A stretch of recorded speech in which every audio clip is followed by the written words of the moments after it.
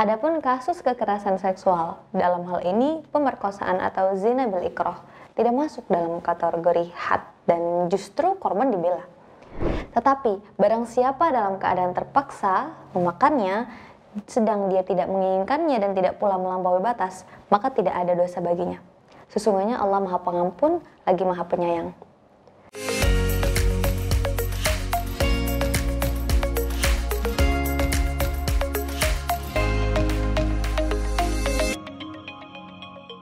Assalamualaikum warahmatullahi wabarakatuh. Kembali lagi bersama saya Zahratun Nafisa di Bincang Muslimah.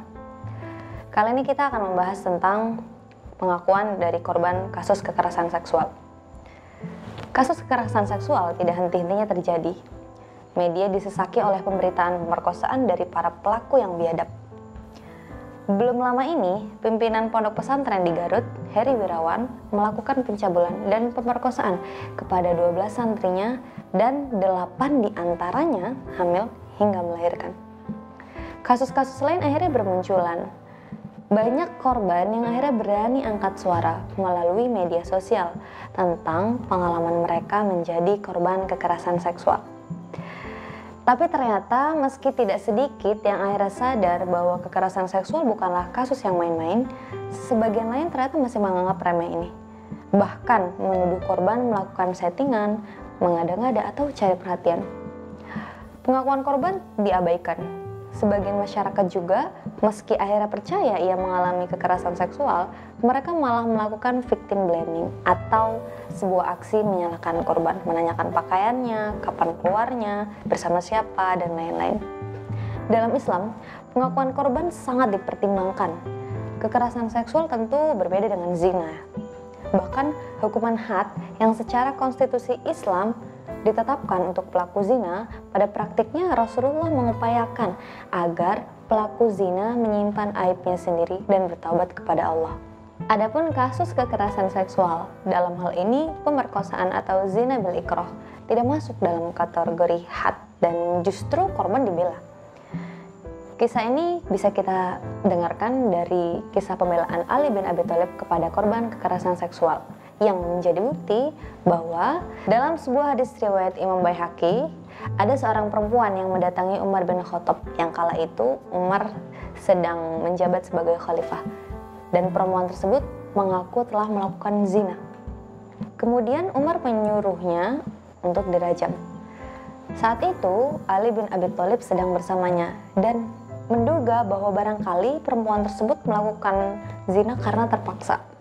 Lantas Ali bertanya pada perempuan itu tentang alasan mengapa melakukan zina. Ternyata perempuan tersebut dipaksa oleh seseorang yang memberinya minum saat dalam keadaan haus sekali.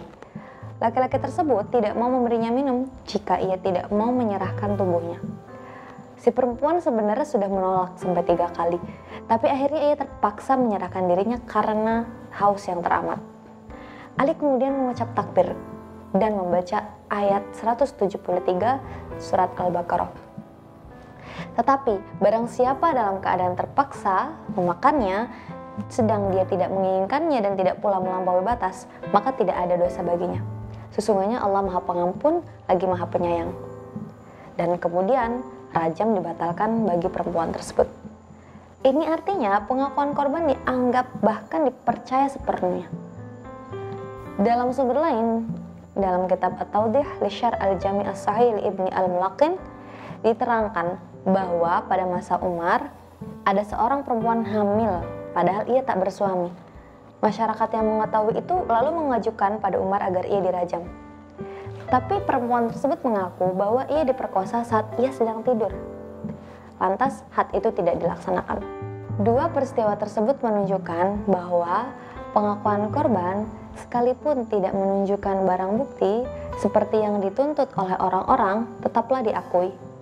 Begitu pula yang seharusnya dilakukan oleh lembaga hukum, keamanan, dan juga masyarakat yang menerima pengakuan korban dan mengusut kasus ini.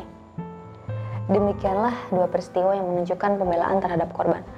Semoga masyarakat makin sadar dan percaya pada korban kekerasan seksual, sehingga mereka bisa mendapat keadilan.